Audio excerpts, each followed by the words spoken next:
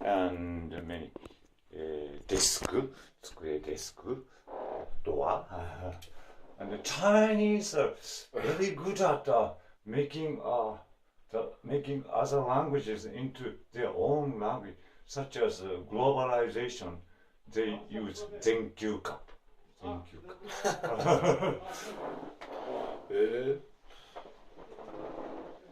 Yeah, but doesn't Japanese do that as well, to some extent? To some extent, yes. But, yeah, so that means Japanese English or Japanese long words. The thing in Japan that gets me though, I mean, most people don't understand the origin of the loan words. You know, they think pan is a Japanese word now. Portuguese. Portuguese. Portuguese.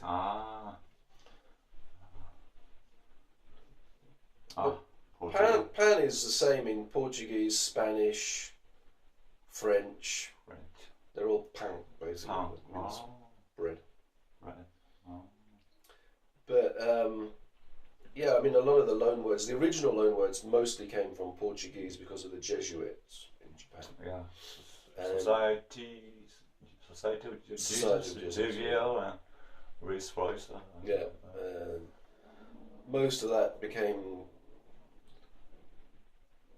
from them, I think, most of the loan words. But nowadays, of course, a lot of the computer jargon is straight from English. Most because of the computer language around the world is English. English. And English is the main global language now. Yeah. Many of the items or the content on the internet tend to be English. I think I found somewhere it said like 80%. 80%. Of websites were in English. Something like that. And someone has to write a dissertation or a thesis, a master or doctor. They have to write in English. I had to help somebody translate theirs once. Some Chinese student needed, exchange student needed that kind of person, native speakers of English. I had an English student for a while who was writing his doctorate in about, what was it, Japanese sporting aspirations and the not aspirations, Japanese sporting design. I'm trying to remember the title of this thing. It was like Japanese sporting considerations and the Japanese self-image. Self-image. So they judo. Well, before the First World War or Sino-Russian-Japanese War, the average Japanese didn't really exercise very much. But then they introduced a kind of exercise system into the schools, into the education system, and it became a more radio. Yeah, kind of the radio exercise. But it was quite interesting. His dissertation actually it was all about self-image, or not on a personal level, but national self-image. National self-image. As purveyed by or portrayed by the athletes of the time. It was quite interesting. A bit difficult. Yeah, but putting all that in good English. Bruce Lee influenced had a great influence for the Westerners. He has. You do martial arts? Yeah. Oh, really? When I was about 12 years old, Bruce Lee started to become famous. Enter the Dragon. I went to see that with my father when I was 12, I think, maybe.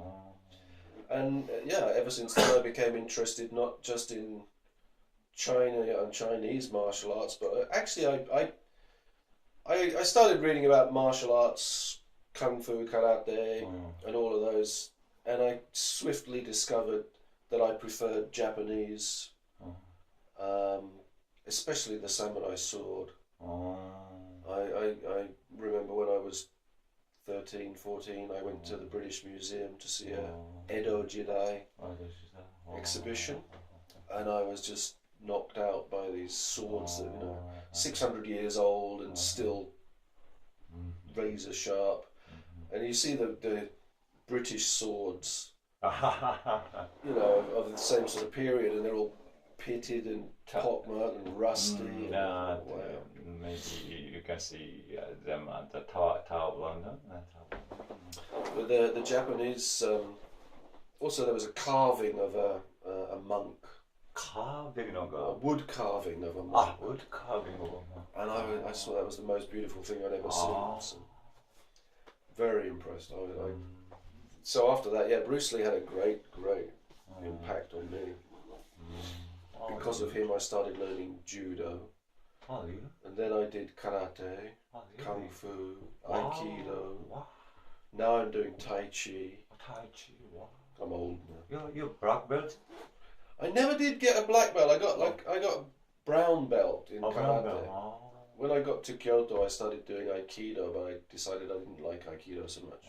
So I was doing Okinawan Goju-ryu. Goju-ryu.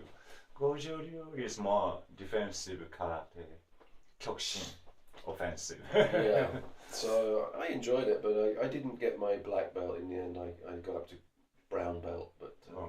I also have brown belt now. Shorinji. Shorinji? Yeah. Okay. So you're kung fu. I spent 2 years when I was in high school. After dropping out from playing rugby. Really? I did both at the same time, rugby and karate for 6 months. Both failed. So I turned to Shorinji. Shorinji, I think it's, now like I say, I'm old now, so I started doing Tai Chi about 4 years ago. Wow. I'd always been interested in it, but slow. But it's all about balance. I figured, karate I can only do until I'm 60. But if I start doing Tai Chi, I can continue that all my life.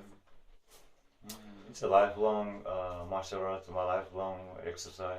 I think, Tai Chi is not, it makes you sweat. It's not that easy, but it's more about balance and flexibility than strength. So it's kind of an intellectual exercise because it's a lot to remember. Really? Well, it's like a karate kata. Karate kata. But, for example, I know 2 forms now. The 24 form, which takes 5 minutes. 5 minutes. And then the 48 form, which of course takes 10 minutes. Wow. Right. I'm not perfect, but I'm actually teaching it. Oh, really?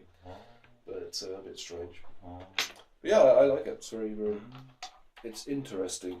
We deviated from the language. We were talking about languages, weren't we? Yes. And then we got onto Bruce Lee. Yes. For example.